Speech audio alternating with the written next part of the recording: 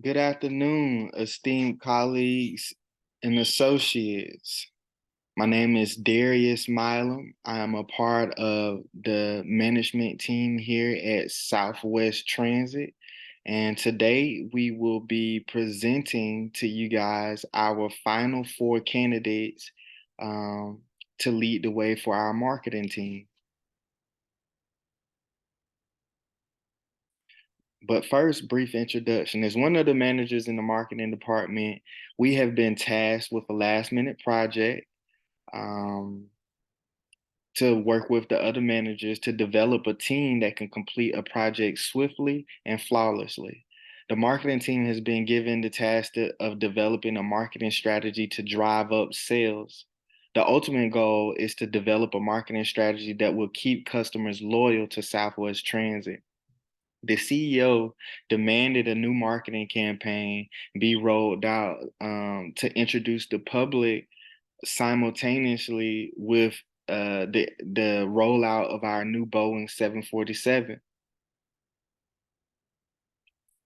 Originally, we had six members making up the team, but it was decided that we had to narrow down those members down to four members.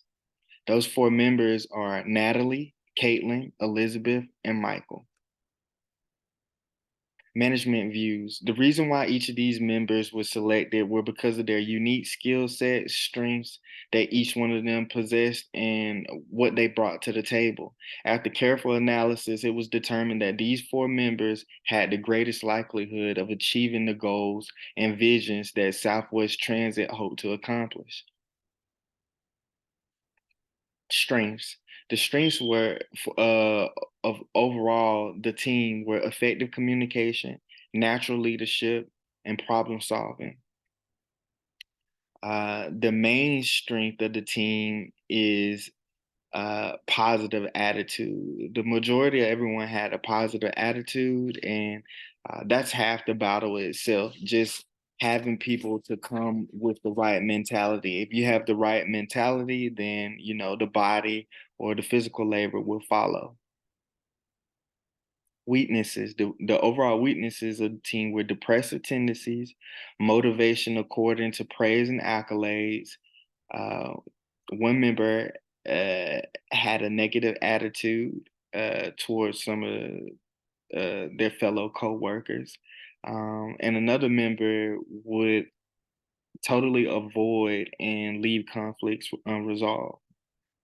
The one key weakness that could potentially undo the team would be um, one of the team members had a tendency to take over projects when things weren't going favorably. And when you have a team of leaders, um, which we do, we have a team of leaders, multiple members on this team could be considered a leader.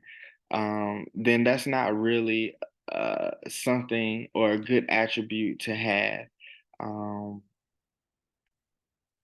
you want there to be a clear cut direction. And if you have multiple leaders trying to lead in different directions, then you don't have that. As far as the motivational strategy, we chose the Herzberg two-factor theory. Um, the reason why we chose the Herzberg two-factor theory was because basically um, it identifies specific motivational factors that affect the workplace satisfaction or dissatisfaction, such as achievement, recognition, responsibility, opportunities for growth, and interpersonal relationships. Um, this need-based approach would be effective as it would address the group's desire to be involved in a challenging work project while creating a supportive work environment where they all feel recognized and valued by the organization. Uh, the other motivational strategy we chose to use was the Vroom's expectancy theory of motivation, which explained that people were motivated by potential results and rewards that will result in them elevating or having upward mobility through in the company and having acknowledgement by the organization. So both of these go hand in hand, and we think that as the management team, we think that this will really um, motivate our team members and push them to the next level. Leadership strategy. As far as the leadership strategy, we chose to go with the servant leadership theory, which focused on the well being of the individual and explains the need for managers to emotionally support their employees. By doing this, our management team will emphasize the opportunity for each team member to grow and further their personal development. Anybody can be a boss and point fingers and give directions and bark orders, but a true leader leads by example, and a true leader puts his or her need, it puts the needs of the team members or the needs of the organization as a whole ahead of their own needs. And that's the reason why we chose the servant leadership theory, because you're only as strong as your weakest link. Therefore, either we all win together or we all lose together. And I like that mentality because a true leader is measured by how many people around him are successful. And everyone in this group or team definitely wants to be successful.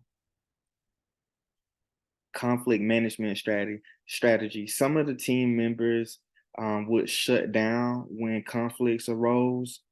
Um, in order to avoid this, the team needed to establish a culture of psychological safety where team members feel comfortable sharing their perspectives and their ideas without fear of repercussion. Uh, Also, one of the strategies that we decided to use to avoid conflict is to encourage open dialogue and active listening amongst one another. This will help the team members voice their opinions and will lead to more constructive discussions. In conclusion, this assignment required the best of the best. It required a team that could work together for the greater good of the company, um, and to be able to bring value to all stakeholders, whether that be employees, customers, or shareholders of the company. But ultimately, the goal of this is to drive up sales, to reestablish the company's market dominance in order to avoid having to lay off hundreds of employees.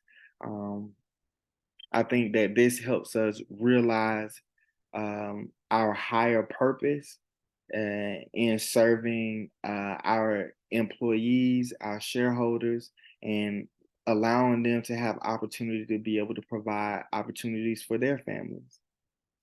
This positively impacts the business as a whole, all the way around. That concludes the slideshow presentation of our selections, and thank you for your time.